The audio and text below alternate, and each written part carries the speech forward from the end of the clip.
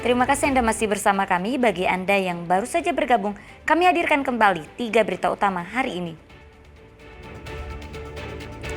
Sebuah benda diduga batu meteor ditemukan warga di Desa Jatilaba, Kabupaten Tegal.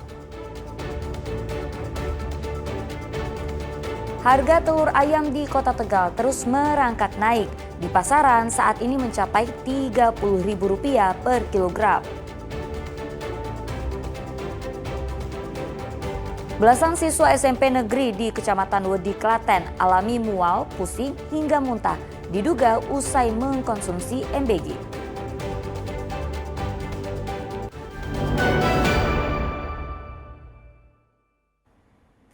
Harga telur ayam di Kota Tegal terus merangkak naik. Harga telur ayam di pasaran saat ini mencapai Rp30.000 per kilogram.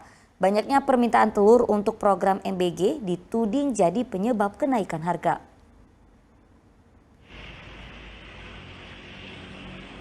Perlahan tapi pasti, harga telur ayam di pasar tradisional di Kota Tegal dari hari ke hari terus naik.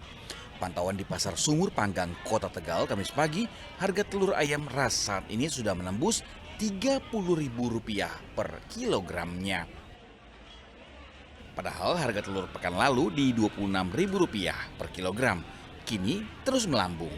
Permintaan telur yang tinggi berkaitan dengan program MBG dituding jadi penyebab.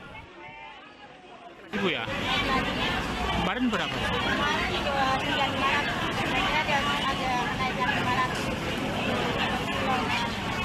Ini penyebabnya apa lagi Bu, harga telur naik terus? buat makanan MBG sama banyak Ajakan Bu ya. Naiknya harga telur ayam yang mencapai Rp30.000 per kilogram membuat konsumen kian menjerit. Berapa Bu? Kalau saya sendiri kayaknya peraturannya gitu. Harapannya gimana? Harapannya untuk pemerintah bisa menstabilkan harga pangan pokok supaya kita bisa membeli harga pangan pokok beginilah atau bahan kayak gini seperti telur, kayak beras dan lain-lainnya, pokoknya harga pangan pokok itu. Harapan yang disematkan pada pemerintah agar harga pangan masyarakat bisa lebih terjangkau. Sugihartono melaporkan dari Kota Tegal. Belasan siswa SMP negeri di Kecamatan Wedi, Klaten mengalami mual, pusing hingga muntah. Diduga usai mengkonsumsi menu makan bergizi gratis atau MBG. Para siswa pun dirujuk ke rumah sakit.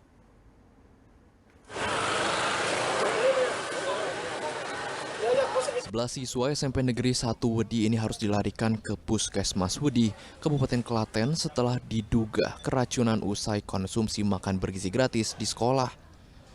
Siswa mengalami gejala seperti mual, pusing, dan muntah sehingga harus mendapatkan perawatan medis setelah makan ayam di menu MBG. Dari 11 siswa yang diduga mengalami keracunan MBG, 8 siswa dibawa ke Rumah Sakit Bagas Waras Klaten untuk penanganan lebih lanjut dan siswa lainnya dikenakan rawat jalan. Saya telepon barusan. Kalau keluhan anak ibu apa? Mual, pusing atau udah diare? Kalau diare belum kayaknya. Ya, Pusing muntah. Setelah itu langsung ibu bawa ke puskesmas atau? Iya langsung bawa. Mengalami sebuah keracunan yang setelah mendapatkan makanan dari SPBD. Kalau dugaan sementara kita masih harus melakukan pemeriksaan. Jadi saya sudah sampaikan pada teman-teman untuk mengambil sampel dari makanan yang disajikan, mulai dari nasi, lauk, sayur, dan juga mungkin buah dan susu. Untuk mencari penyebab siswa alami gejala keracunan, petugas kemudian mengambil sampel makanan yang disajikan mulai dari nasi, sayur, lauk, hingga susu untuk dilakukan pemeriksaan di laboratorium. Krisna Agung melaporkan dari Kabupaten Klaten. Ya, pemerintah resmi membuka program Sekolah Garuda secara serentak di 16 titik di Indonesia. Di Boyolali, Sekolah Garuda dipusatkan di SMA Pradita Dirgantara. Program ini untuk mencetak generasi yang unggul dan siap bersaing di tingkat global. Mulai 8 Oktober lalu, pemerintah resmi meluncurkan Sekolah Garuda di 16 titik di seluruh Indonesia. Pembukaan dilakukan Menteri Koordinator Bidang Pembangunan Manusia dan Kebudayaan di SMA Pradita Dirgantara Boyolali. Peluncuran perdana program ini menandai dimulainya dua pendekatan utama. Pertama, transformasi 12 sekolah unggul yang sudah ada, termasuk SMA Pradita Dirgantara dan SMA Taruna Nusantara di Jawa Tengah. Kedua, peletakan batu pertama secara simultan di 4 lokasi untuk membangun kampus Sekolah Garuda baru yang bertaraf internasional. Program Sekolah Garuda akan mengadopsi kerangka kurikulum merdeka yang diperkaya dengan penekanan pada pembelajaran berbasis proyek di bidang kecerdasan buatan, bioteknologi, pengkodean, dan robotika. Program ini didanai sepenuhnya oleh APBN melalui anggaran pendidikan. Pemerintah menargetkan 100 sekolah Garuda dan sudah beroperasi penuh pada tahun 2029. Memberikan penguatan bahwa dengan terbentuknya sekolah-sekolah Garuda ini, maka kita bisa meningkatkan kualitas sumber daya manusia kita.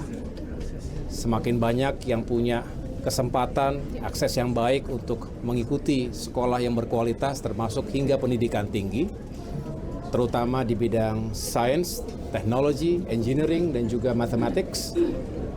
Kita ingin anak-anak kita, generasi penerus bangsa kita semakin siap menghadapi tantangan global. Pemerintah berencana melakukan evaluasi secara berkala terhadap pelaksanaan program Sekolah Garuda di SMA Pradita Dirgantara sebelum mereplikasi model ini di sekolah-sekolah unggulan lainnya di berbagai provinsi di Indonesia. Yulianto melaporkan dari Boyolali. Ya, sementara itu puluhan siswa SMK Negeri Hamonadi Ungaran, Kabupaten Semarang mendapat pengalaman berharga saat mengikuti kegiatan kunjungan edukatif ke gedung DPRD Kabupaten Semarang pada hari Rabu. Kegiatan ini memberikan pemahaman langsung tentang tugas dan fungsi para wakil rakyat. Rabu siang, kursi anggota DPRD Kabupaten Semarang diduduki oleh para siswa-siswi SMK Negeri Munadi Ungaran, Kabupaten Semarang. Para siswa ini merasakan empuknya duduk di kursi dewan di gedung DPRD sebagai bagian dari kegiatan edukatif pembelajaran demokrasi.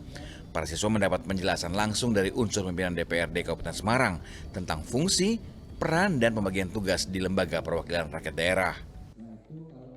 Kita memberikan beberapa informasi ataupun ilmu-ilmu bisa untuk menjadi bahan mereka dalam mengenal politik atau demokrasi yang ada di negara kita ini. Jadi tadi kita sampaikan beberapa tugas pokok dan fungsi dan seperti apa DPRD, tugasnya seperti apa. Melalui kegiatan ini, siswa mendapat pemahaman langsung tentang praktik demokrasi serta pentingnya penyampaian pendapat secara konstitusional. Tentu saja kita punya pelajaran tentang demokrasi dan juga sedikit tentang politik juga bisa kita lihat gedungnya di sini karena juga pertama kali. Model pembelajaran di luar sekolah ini dinilai memberikan pengalaman nyata tentang tata laksana berdemokrasi, terutama jelang pemilihan ketua OSIS di lingkungan sekolah mereka. Dari sekolah memang kita membutuhkan pembekalan untuk siswa karena di depan itu akan ada pemilihan ketua OSIS. Jadi siswa di sini diajarkan bagaimana cara berdemokrasi yang baik, seperti itu dari pihak DPRD-nya langsung, karena DPRD sendiri merupakan Dewan Perwakilan Rakyat yang dipilih secara demokrasi, seperti itu ya. Jadi harapannya anak-anak nanti memiliki bekal yang baik untuk pemilihan ketua OSIS di minggu depan, seperti itu. Kegiatan ini diharapkan dapat menumbuhkan pemahaman demokrasi sejak dini serta menjadi pembekalan berharga bagi siswa untuk merasakan langsung proses demokrasi yang dilakukan di gedung Dewan. Yulianto melaporkan dari Kabupaten Semarang.